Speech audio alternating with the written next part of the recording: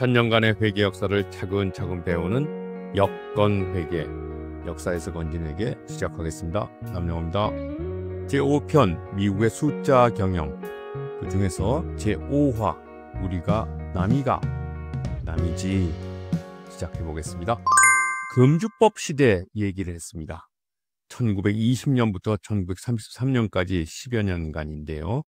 이 금주법 시대는 바로 여기 있는 것처럼 1929년 대공황으로 막을 내립니다. 예, 여기 그래프를 보시면 알듯이 쭉 올라가다가요, 요 한 정점을 중심으로 그냥 곤두박질 치죠. 대공황으로 격동의 20년대 롤링 20s는 끝이 납니다. 1차 세계대전 후에 호황이 오고 그 호황이 쭉 연결되다가 1929년에 대공황으로 끝이 납니다. 미국 경제는 파국으로 갑니다. 그러나 이 파국 와중에서도 기업의 경영혁신은 계속됩니다. 그 경영혁신 중에서 대표되는 게 GM의 사업부제입니다. 먼저 GM은 왜 사업부제를 채택하게 되었는가? 알프레드 슬론이라는 사장이 1923년에 취임을 하고서요, 그 상황을 보니까 창업주인 듀란트라는 사람이 엉망을 만들어 놨어요. 어떻게 만들어 놨느냐? 10수년간 인수합병을 해갖고 자회사를 많이 만들어서 지주회사를 만들어 놨습니다. 그래갖고 산하에 30여 개의 자회사가 있었어요. 이게 어느 정도로 많은 회사를 가지고 있었냐? 이거 보세요. 지금 우리가 아는 회사들이 나옵니다. 여기는 뭡니까? 자동차 회사들이 나오죠. 캐딜락, 뷰익, 올즈모빌, 그리고 오클랜드는 나중에 포니액으로 바꿉니다. 쉐브롤레, 그리고 GMC 그렇게 나옵니다. 그리고 부품사도 많이 가지고 있었어요.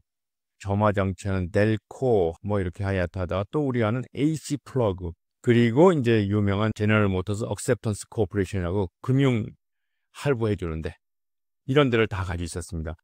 그래서 슬론의 경영 전략 넘버1 사업 부제는 공장이 통제가 어려웠고 고객이 다양한 차를 필요로 했고, 그리고 사장군이 있었죠. 30개 회사마다 사장들이 있었습니다. 그래서 만들어낸 GM의 전략이 뭐냐? A car for every purse, every purpose. purse가 뭐냐면요, 여자 지갑이에요. 그러니까 주머니 사정에 맞고 every purpose, 목적에 맞는 자동차를 우리는 제공하겠다. 이게 슬론의 캐치프레이즈였습니다. 그 캐치를 위해서 만든 게 바로 사업부제였죠. 이 사업부제만 갖고 얘기를 한다면은 별거 아니죠. 그렇지만 사업부제를 운영하는 방식이 독특했습니다. 미국의 경영 철학인 숫자 경영이 시작됩니다. 숫자로 경영을 해보자, 이런 얘기죠. 그래서 슬론의 두 번째 경영 전략, 권한 이양입니다. 분권적 사업부제도라는 걸 채택했고요. 사업부에게 권한을 완전히 이양을 합니다. 그리고 사업부는 알아서 자기가 회사처럼 운영을 하는 겁니다. 영업, 마케팅, 손익관리까지도 자기가 알아서 하는 겁니다. 본사는 사업부에 관여를 하지 않았어요. 본사는 하고 싶어도 할 수가 없었어요. 거리가 너무 멀었어요. 결국 사업부 간의 내부 거래들이 일어났습니다. 사업부 간에 서로 사고팔고 하는 거, 여기도 관여를 하지 않았습니다. 한번 제가 사례를 만들어 봤습니다. 캐딜락 사업부와 올즈 사업부장 간에 대화합니다. 캐딜락 사업부가 올즈 엔진 좋은데, 올즈모빌이 뭐라 그래요? 야, 그거 만드는데 고생했어. 캐딜락이 이제 탐이 나거든. 그 엔진이 자기 차에도 좀 넣고 싶어요. 야, 그 캐딜락에도 그거 엔진 집어넣으면 좋겠다. 올즈모빌이 그래, 좋지. 시장에다 내 1000불에 파는데 1000불에 사가. 캐딜락 입장에서는 복통이 터지죠. 1000불? 야, 원가에 줘라, 원가에. 우리가 남이가. 올즈모빌 뭐라 그래요? 남이지. 1000불? 실은 관도. 캐딜락이 누구한테 쫓아가요? GM 본사에 쫓아갑니다. 올즈가 엔진을 시가에 사라고 합니다. 본부에서 좀 힘을 써서 부탁드릴게요. 본사가 뭐라 그래요? 아이, 두 사업부가 잘 협상을 해보세요. 우리 그냥 연말에 봅시다. 연말에 보자란 말이 무슨 말이냐? 숫자 경영으로 확인하겠다, 이런 얘기입니다. 결국 슬론 경영의 세 번째 전략, ROI 기반의 책임 경영.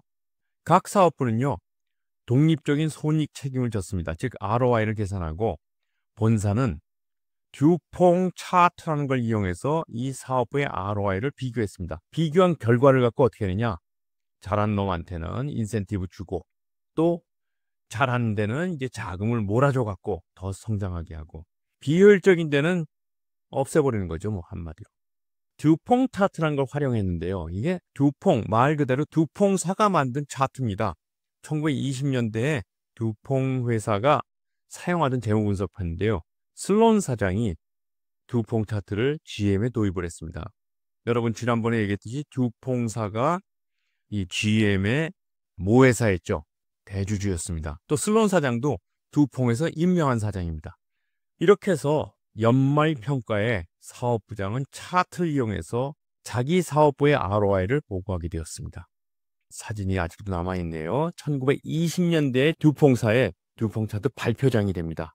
멀어서 잘 안 보일 텐데 이게 전체 이 듀퐁 차트입니다. 그리고 여기가 개별 차트를 설명하는 겁니다. 이렇게 사업부들이 이렇게 있죠. 제가 자세히 읽어보니까 화약 사업부가 요거더라고요. 요게 화약 사업부 무슨 이렇게 쭉 나갑니다. 그러니까 이 사진이 1920년대에 아주 단순할 때고요. 1950년대 듀퐁사는 굉장히 많은 사업부를 거느립니다. 사업을 확장합니다. 그래서 사업부가 늘어나면서 모노레일로, 모노레일이 뭡니까? 이렇게 도는 거죠. 그래서 한 사업부하고 그다음 사업부하고 뭐 이런 식으로.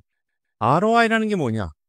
우리가 흔히 투자 수익률이라고 얘기합니다. 투자한 자금 대비 얼마나 이익이 발생했냐.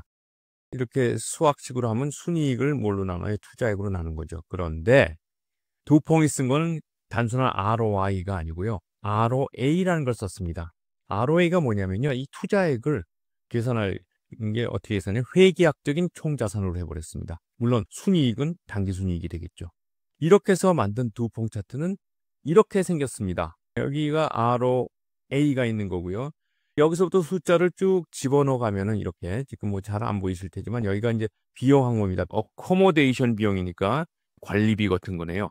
그걸 다 합쳐지면 이제 코스트로 가고 또 이게 빼고 더하고 해갖고 여기로 또 가고 이 식대로 해서 여기를 다 채워갖고 가는 겁니다. 이 방향으로 쭉 가는 겁니다. 가면은 뭐가 나오느냐? ROA가 나오는 겁니다.